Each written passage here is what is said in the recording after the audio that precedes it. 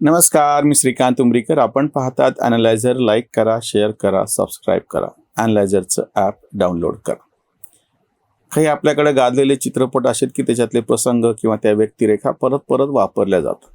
ते संवाद वापरले जातात. जसं शोलेमधला आधे उधर जाओ, आधे इतर जाओ, बाकी मेरे पीछे आओ. कितीतरी म्हणजे डायलॉग तुम्ही संवाद पाहिले असतील. मोगले आझम सारखा चित्रपट हे आयकॉनिक चित्रपट होऊन गेलेले आहेत आणि त्याच्यातल्या व्यक्तिरेखा पुन्हा पुन्हा समोर येत राहतात. तसं आता धुरंधर चित्रपटामधल्या हमजा मजारी किंवा बाकीच्याही व्यक्तिरेखा खूप गाजत्यात लोकांच्या मनामध्ये बनलेल्या आहेत, भिनलेल्या आहेत आणि नंतरही कितीतरी दिवस त्याचे संदर्भ येत राहतात. हर्षवर्धन सपकाळ काँग्रेसचे अध्यक्ष आहेत आणि त्यांच्यासाठी चेतन दीक्षित हे आमच्या मित्राने सोशल मीडियावरती एक फार सुंदर अशी उपहासात्मक पोस्ट लिहिली. त्याची लिंक मी खाली डिस्क्रिप्शनमध्ये देतो. आणि त्यांनी म्हणलं की काँग्रेसमधला हा हमजा मजारी आहे. धुरंधर त्या चित्रपटामध्ये ज्या पद्धतीने आपला एक एजंट आपण पाकिस्तानमध्ये घुसवला आणि मग पुढं तो ज्या पद्धतीचं सगळं तिथलं वाटोळं करतो, तसं काँग्रेसचं वाटोळं करायची जबाबदारी आधी नाना पटोलेंनी उचलली होती आणि ते कमी पडलं म्हणून की काय आता हर्षवर्धन सपकाळ यांनी उचललेली आहे. प्रसंग घडला असा की आता बारामतीमध्ये विधानसभेची पोटनिवडणूक आहे. अजितदादांच्या अपघाती दुर्दैवी निधनानंतर ती जागा रिक्त झाली आणि त्या ठिकाणी आता पोटनिवडणूक होते आहे. उपमुख्यमंत्रीपदी असलेल्या आणि राष्ट्रवादी काँग्रेसच्या आता अध्यक्ष असलेल्या सुनेत्रा पवार यांची तिथे उमेदवारी स्वाभाविकच ती असल्यामुळे ती निवडणूक बिनविरोध व्हावी असे प्रयत्न सत्ताधारी करत आहे. केवळ तिथलीच नव्हे तर राहुरीचे शिवाजीराव कर्डिल यांच्या निधनानंतर रिक्त झालेली जागा तीही निवडणूक बिनविरोध असावी.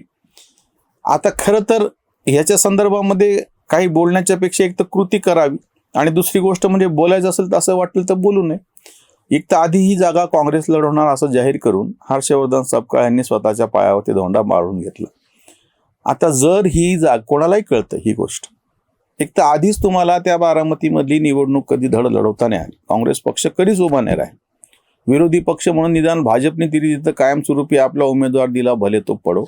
गोपीचंद पडळकरने अगदी आत्ता 2000 मला वाटतं 19ची निवडणूक फार मोठी लढत दिली सुप्रियाताईंशी. ठीक आहे, ते पराभूत झाले असतील तो मुद्दा नाही. काँग्रेसने कधीच काही केलं नाही. तुम्हाला अचानक काय आठवलं की आता ही निवडणूक लढवायची? बरं, आता त्याच्यावरती कडी म्हणून हर्षवर्धन सपकाळ यांनी असं जाहीर केलं पुन्हा की जर शरद पवार गटाने उमेदवार दिला तर आम्ही त्यांना पाठिंबा दिला. त्याच्यामुळे चेतन दीक्षित जसं गमतीनं म्हणाले तसं हे काय तिथल्या हमजा मजारी होऊन बसलेले आहेत का काँग्रेसमधले? आता भाजपने सोडलेले एजंट आहेत का आता हे? जसं राहुल गांधी हे त्यांचा स्टार प्रचारक आहेत असं सगळे उपासना म्हणतात, तर राहुल गांधी ते प्रत्येक वेळी खरं करून दाखवतात.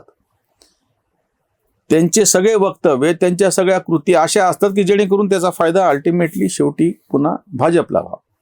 आता या ठिकाणी जर तुम्ही निवडणूक लढवायचंच म्हणलं तर अक्षरशः जे सत्ताधारी आहेत सुनेत्रा वहिनी आणि त्यांचे सगळे असे ठरवतील किंवा प्रचारच करायचा नाही.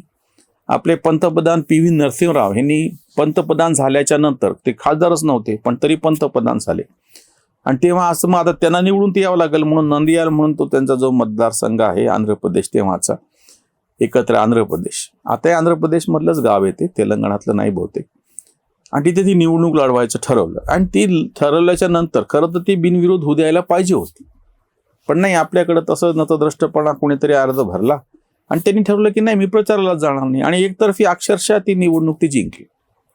आता सुद्धा कोणी सांगतं, हे शेंबडं पोरग सुद्धा सांगतं. ते गमतीनं चेतन दीक्षित यांनी असं लिहिलं, मला फार आवडलं ते. असं जे वाक्य असतं ना आपलं, शेंबड्या पोराला विचारा, शेंबडं पोरग सांगतं. त्यांनी पुढे लिहिलं, शेंबडं पोरग नाही भेटलं तर वरुण सरदेसाईंना विचारा. त्याच्यातला जो उपवास ज्यांना कळायचं त्यांना कळेल, पुढं सांगायची काही गरज नाही. हे कोणालाही कळतंय.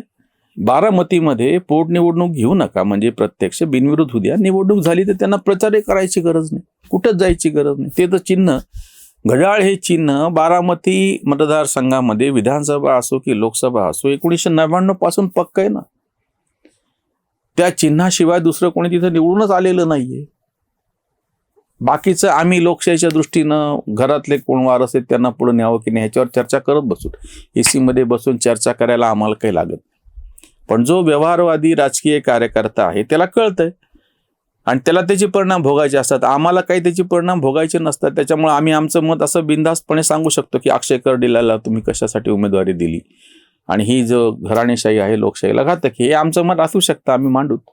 पण समजा मी उद्या राजकीय पक्षाचा कार्यकर्ता आहे, तर मी त्यावेळेस काय मांडेल माझ्या श्रेष्ठीकडे मत, किंवा प्रत्यक्ष तिथं निर्णय जे घेणार त्यांच्यापाशी, की नका लढू ही निवडणूक. आपल्या पदरी एक तर पहिली गोष्ट अपयश येणारे 100%, आणि त्याहीपेक्षा दुसरा जो मुद्दा आहे की तुमच्याकडे आहे काय, काही असं एक काही ठोस असं काही वेगळा विचार आहे का की जो या निवडणुकीच्या निमित्तानं तुम्हाला मांडायचा. आत्ताचा प्रसंग असा आहे, 1.25 महिना व्हायला लागलाय जवळपास अजितदादांच्या मृत्यूला, त्या अपघाती सगळ्या घटनेला. अशा प्रसंगामध्ये लोकांची जी मानसिकता असते ती फार बदललेली असते. फार काही वेगळं सांगायचं, वेगळं बोलावं हे व्यवहारामध्ये जुळत नसतं. त्याच्यापेक्षा सरळ सोपी गोष्ट आहे की निवडणूक बिनविरोध होऊ द्या. पण हे ज्या पद्धतीनं अशी वक्तव्य करून स्वतःच्या पायावरती धोंडा पाडून घेतात, म्हणून ते म्हणावं लागतं की हे त्या धुरंधर मधल्या हमजा मजारी सारखे एजंट आहेत का, की भारताचे हे कोणीतरी हेर गुप्त, भाजपचे गुप्त हेर हे सगळे असे हे काँग्रेसमध्ये शिरलेत का. खरं तर राहुल गांधीचं असं एक वाक्य आहे, संघाचे लोक सगळीकडेच गुंतलेले आहेत, काँग्रेसमध्ये पण गुंतलेले आहेत. माझं नाहीये, गुजरातमधल्या त्या शिबिरामध्ये राहुल गांधींचं हे वक्तव्य आहे, संघाचे लोक सगळ्या ठिकाणी कसे घुसलेले तर काँग्रेसमध्ये सुद्धा कसे घुसलेले आहेत ते. आता राहुल गांधी त्यांचे तथाकथित विश्वासू के.सी. वेणुगोपाल यांनी एकदा येऊन तपासावं की हर्षवर्धन सपकाळ आणि नाना पटोले हे काही काँग्रेस, ते नाना पटोले तर भाजपमध्ये होतेच होते, हे भाजपनी याच्यात सोडलेले हमजा मजारी आहेत का.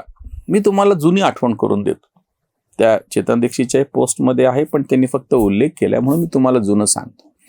नाना पटोले काँग्रेसच्या त्या महाविकास आघाडीच्या शासनाच्या काळामध्ये विधानसभेचे अध्यक्ष होते, आणि अचानक त्यांनी तडकाफडकी त्याचा राजीनामा दिला, आणि त्यांना जे काही वेध लागले होते मंत्री बनायचे, प्रत्यक्षात ते मंत्री तर बनलेच नाहीत, पण त्यांनी ते पद सोडल्यामुळं जो काही सगळा संविधानिक गोंधळ तयार झाला, आणि पुढे जेव्हा आमदार बाहेर पडले, मग ते दोन्ही पक्षांचा जो सगळा प्रश्न निर्माण झाला, आणि राहुल नार्वेकर जेव्हा नंतरचे तिथले जे अध्यक्ष होते त्यांच्या भोवती संशयाचे ढग गोळा झाले. हे सगळं झालंच नसतं जर तिथं नाना पटोले स्वतःच अध्यक्षपदी राहिले असते तर. आता खरात प्रकरणामध्ये चर्चेत आलेले नरहरी झिरवळ तेव्हा उपाध्यक्ष होते, आणि मग ते सगळा जो गोंधळ झाला, ह्या सगळ्या गोंधळाला सगळ्यात पहिले जबाबदार कोण असेल तर नाना पटोले. पृथ्वीराज चव्हाण नंतर त्यांनी काही वक्तव्य केले ती गोष्ट वेगळी. 19 डिसेंबर त्यांचा अजून उजाडायचा राहिलेलाच आहे, मोदी कसं त्यांचं राजीनामा देणार वगैरे वगैरे. त्या पृथ्वीराज चव्हाणांनी अतिशय चांगलं असं विधान केलेलं होतं की ही चूक झाली. एक तर प्रत्यक्ष उद्धव ठाकरे यांनी मुख्यमंत्री पदाचा राजीनामा द्यायची चूक केली. त्यांनी प्रत्यक्ष फ्लोर टेस्ट विधिमंडळाच्या पटला त्या ह्याच्यावरती तुम्ही बहुमत सिद्ध करायला पाहिजे होतं, किंवा अविश्वास ठरावाला तोंड द्यायला पाहिजे होतं, ते दिलं नाही. आणि त्याच्यापेक्षा मोठं ब्लंडर म्हणजे त्याच्या आधीचं सगळ्यात मोठी घोडचूक म्हणजे नाना पटोलेंनी अध्यक्षपदाचा राजीनामा देऊन टाकला. ह्यांची ही सगळी अशी कृती पाहिल्याच्या नंतर लक्षात येतं, ही जी सगळं ट्रोलिंग आणि सगळं गमतीशीर पद्धतीनं बोलणं चालतं ते खरं आहे, कारण की हे खरंच भाजपचे एजंट असल्यासारखे वागतात. बरं, ज्या वेळेस एखादा राष्ट्रीय पातळीवरची गंभीर अशी समस्या असते त्यावेळेस आपण देशाचे एक भाग आहोत, एक संविधानिक प्रक्रियेतले अतिशय जबाबदार असे घटक आहोत, म्हणून आपण देशाची बाजू घ्यायची तेव्हा हे देशविरोधी घेतात. आता जी सगळी इंधन टंचाई, गॅस टंचाई आणि सगळं गंभीर असं प्रकरण चालू आहे त्याच्या बाबतीमध्ये हे काय बोलतात, तेव्हा हे देशविरोधी अशी काहीतरी वक्तव्य करतात. जेव्हा की देशाच्या पाठीमागं ऑपरेशन सिंदूरच्या वेळेस हाच अनुभव आला. तुम्ही आपल्या देशाच्या, आपल्या सैन्याच्या पाठीमागं ठामपणे उभा आहात हे कळायला पाहिजे ना, तसं तुम्ही करत नाहीत. आणि ते कमी पडल्याच्या नंतर हे आता अशा पद्धतीची वक्तव्य देऊन पक्षाच्या पातळीवरती पण स्वतःचं नुकसान करून घेतात. वस्तुतः हे असं काहीच न बोलता प्रत्यक्षात त्यांनी निवडणूक लढवली की नाही, लढवतील की नाही पुढचा मुद्दा आहे, पण आता ह्यांनी प्रत्यक्षामध्ये हे बोलून जो काही स्वतःच्या पायावर धोंडा पाडून घेतलेला आहे, म्हणून ते काँग्रेसमधले हमजा मजारी आहेत भाजपने पाठवलेले असं म्हणायची पाळी येते. आणि केवळ एक हर्षवर्धन सपकाळच नाही, हर्षवर्धन सपकाळ, त्याच्या आधी नाना पटोले, तिकडे दिग्विजय सिंग होते, त्याच्यानंतर हे सगळे वेगवेगळ्या पद्धतीनं जशी वक्तव्य करतात. स्वतः तर राहुल गांधी ते काय प्रश्नच नाही, ते उलटे म्हणजे वयाप्रमाणे हे बडे मिया तो बडे मिया, पण ते राहुल गांधी छोटे मिया तो सुभान अल्लाह असातला प्रकार येतो. हे बाकीचे सगळे काय बोलतात, खरगे सुद्धा त्यांचे अध्यक्ष असलेले, ह्यांचे सगळ्यांची तुम्ही वक्तव्य तपासा. महाराष्ट्रामधल्या पोटनिवडणुकीमध्ये कारण नसताना अशी वक्तव्य करून हर्षवर्धन सपकाळ यांनी स्वतःला, पक्षाला आणि एकूणच त्या सगळ्या इंडिया आघाडीला, महाराष्ट्राच्या भाषेत सांगायचं तर महाविकास आघाडीला संकटात टाकलेला. बघू काय होतं ते. इथेच थांबूयात. धन्यवाद. स्वधर्म जागृतीचा विधायक बुरुज